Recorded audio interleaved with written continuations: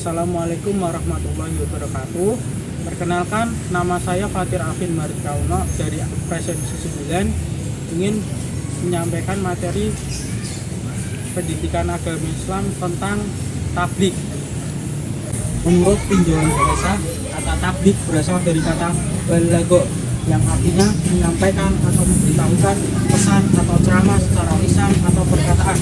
Makna lainnya adalah ceramah yang tidak disertai dengan rukun seperti khutbah, bukan sekedar ceramah atau pesan biasa, tapi sebuah ceramah yang sumbernya dari ajaran Islam yang disampaikan kepada satu orang atau banyak orang agar mengamalkan isi pesan tersebut. Disebabkan fokusnya kepada pengalaman isi pesan, maka tabligh harus dikemas agar menarik, tidak membosankan, tidak menggurui, tidak menyimpang, dan substansi dan disampaikan secara sopan. Adapun pelaku penyampai ceramah atau pesan disebut mubalik laki-laki atau mubalighah atau perempuan. Tinjau dari pengertian istilah, tabligh memiliki beberapa makna, antara lain yaitu: 1. Menyampaikan aturan Islam baik dari termaktub dalam Al-Quran maupun hadis yang ditunjukkan kepada umat manusia.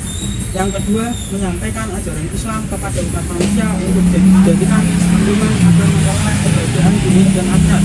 Yang ketiga, bagian dari dakwah Islamiyah dalam bentuk khusus lisan dan tulisan untuk disampaikan kepada pihak lain. Yang keempat, penyampaian pesan Allah SWT secara lisan kepada satu orang atau lebih untuk diketahui dan dipahami lalu diamalkan isinya. Yang terakhir, sebuah profesi yang dilakukan untuk menyampaikan atau menyiarkan agama Islam kepada umat. Berdasarkan pengertian tersebut, tersimpul bahwa tabligh merupakan bagian dari dakwah. Tabligh lebih banyak berisi pesan atau ceramah lisan dan perkataan, sementara dakwah lebih luas, tidak hanya lisan tetapi juga perilaku dalam kehidupan sehari-hari.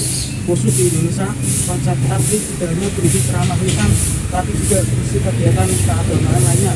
Misalnya, kita kenal istilah tabligh akbar yang biasanya dilaksanakan di tempat yang luas dan dihadiri lebih banyak peserta, serta biasanya diisi dengan zikir bersama, sehingga terjadi perbedaan konsep atau persinggungan makna dan istilah yang dipakai yang tertanam pada benak masyarakat umum. Ketentuan tabligh, ada beberapa ketentuan tabligh.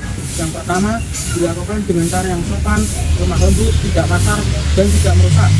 Yang kedua, menggunakan bahasa yang mudah dimengerti oleh jamaah. Yang ketiga, mengedepankan musyawarah dan berdiskusi untuk memperoleh kesepakatan bersama. Yang keempat, materi tabligh yang disampaikan harus mempunyai rujukan yang kuat dan jelas sumbernya. Yang kelima, disampaikan dengan penuh keikhlasan dan kesabaran, sejalan dengan situasi dan kondisi masyarakat, termasuk aspek psikologis dan sosiologis para jamaah. Yang terakhir, tidak menghasut orang lain untuk bermusuhan, berselisih, merusak, dan mencari-cari kesalahan orang lain. Tata cara tabligh. Tata cara atau strategi tabligh harus merujuk teladan Rasulullah SAW dan para sahabatnya dalam melaksanakan dakwah atau tabligh.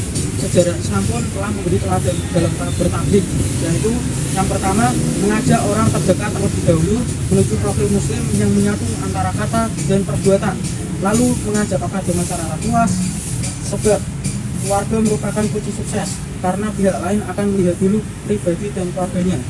Yang kedua, dekati pihak lain sesuai dengan kapasitas ilmu dan martabatnya. Karena itu perlu pendekatan dari strategi yang beradab, apalagi kondisi saat ini yang serba cepat, praktis, dan canggih. Semua itu mengharuskan adanya perubahan dalam tabligh.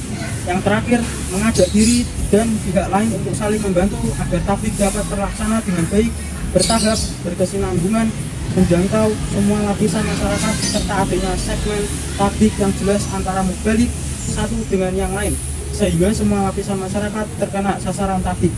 Berikut adalah dalil adanya tabligh. Alladzina yuballighuna risalatillahi wa yakhshawnahu wa la yakhshawna ahadan illallah wa kafa billahi hasiba.